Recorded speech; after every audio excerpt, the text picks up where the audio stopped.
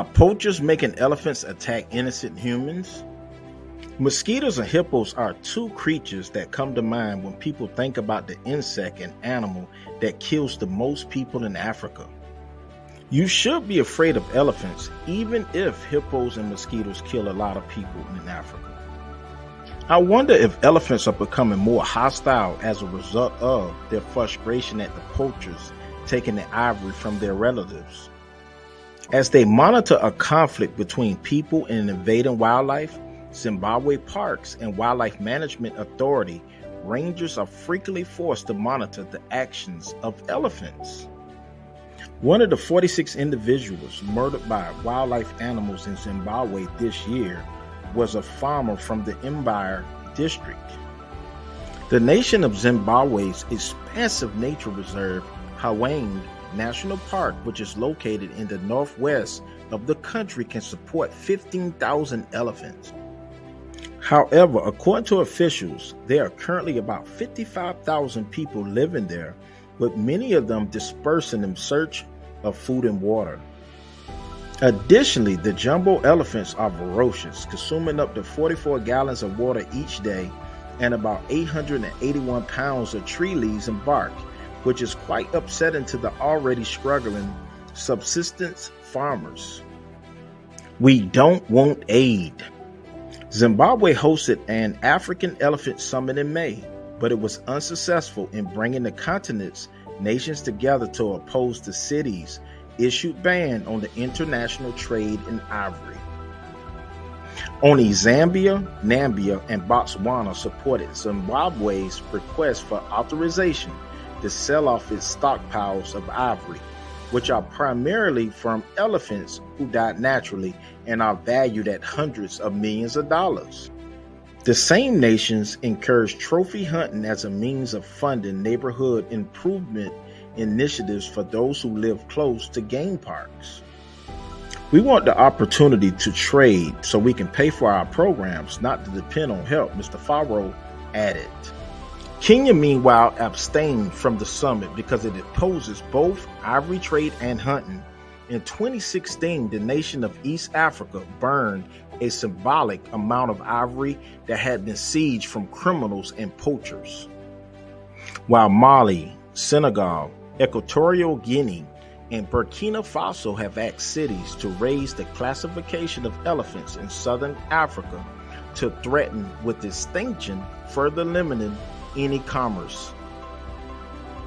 Jim Inyamu, the director of the Elephant Neighbor Center in Kenya, contends that ending the ivory trade in southern Africa will have an effect on East Africa, where elephant populations are still an issue. He cites cities' decision to permit a single ivory sale from Botswana, Namibia, and Zimbabwe to Japan and China in 1997 and 2008, alleging that it contributed to an uptick in poaching. The anti-poaching activists told the BBC that no country should be encouraged to work in isolation. Mr. Inyamu is a supporter of alternatives like ecotourism, which could provide more revenue for local economies than hunting. Wild animals in towns. In Botswana, however, where trophy hunting was controversially reinstated in 2019 in an effort to control the country's booming 130,000 strong elephant population, there is little public support for this. The 28,000 residents of the Chobe district of Botswana, which borders Zimbabwe, are outnumbered by elephants. The area's national park is unfenced, similar to the Hwange nearby.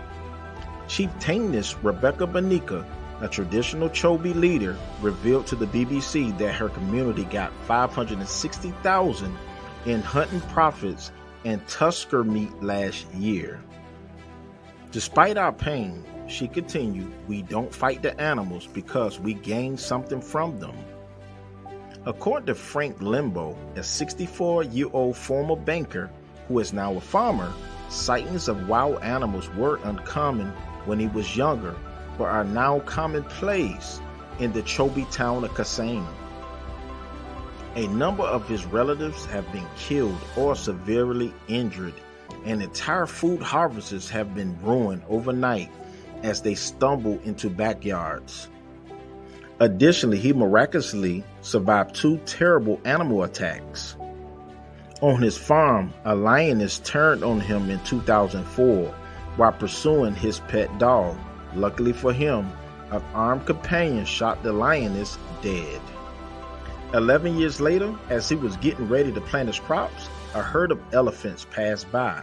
3 soon came back and charged him. They all came making those noises they do when they attack, wailing, and I was also yelling and wailing. He hid behind a tree and was saved. Although they couldn't reach me completely, one of them gorged me from knee to upper leg, and I believe I was gone. It can be frightening to share a home with such enormous animals at times, but everyone must keep in mind that man and beast should get along well. If you learned anything from this video, then you should like this video and then share this video with your friends. Oh, and make sure you subscribe to our channel, as we will upload more great videos in the future.